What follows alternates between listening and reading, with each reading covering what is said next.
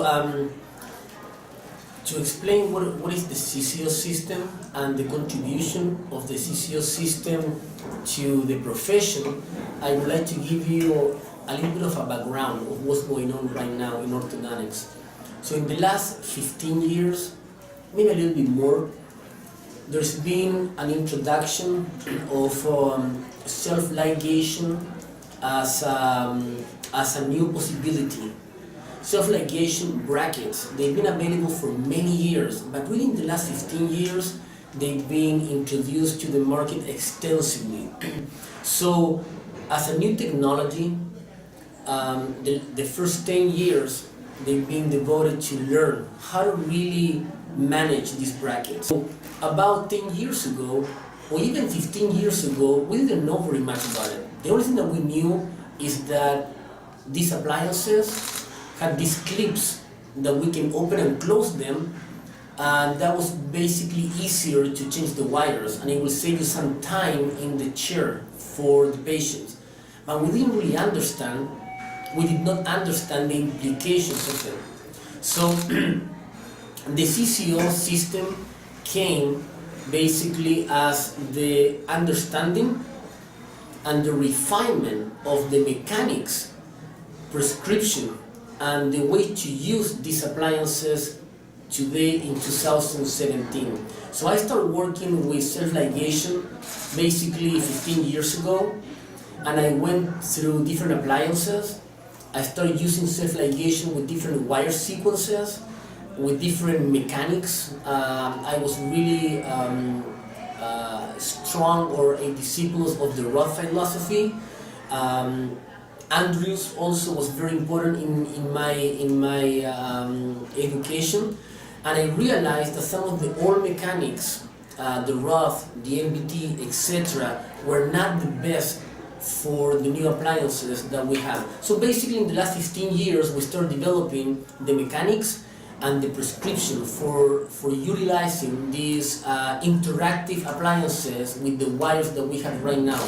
So basically when people ask me what is the Cco, I tell them the Cco system is the amalgamation of the best prescription mechanics to treat patients, different malocclusions, different problems, with the most advanced technology in brackets and arch wires that we have today.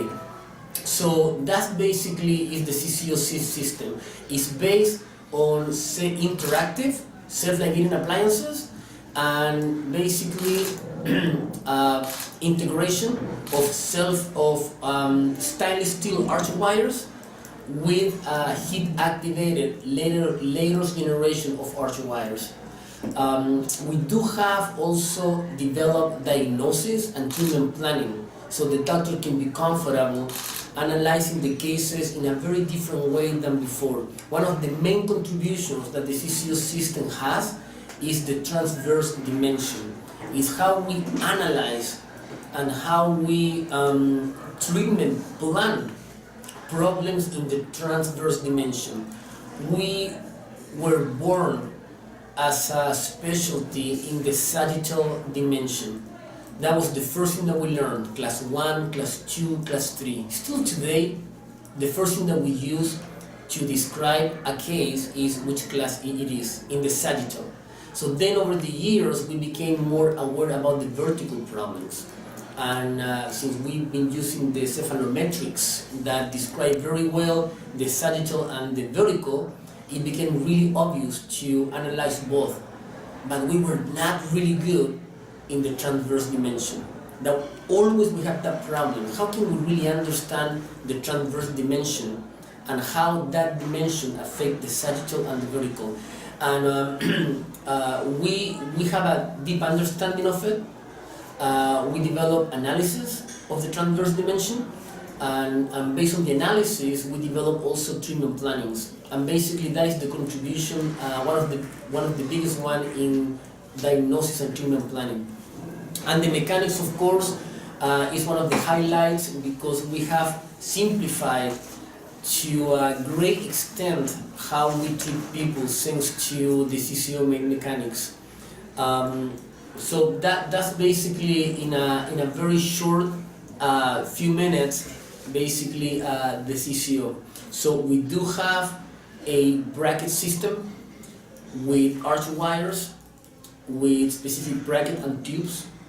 We have a specific prescription that it was designed for those appliances based on the interaction of the wires and the bracket and the torque expression that we have.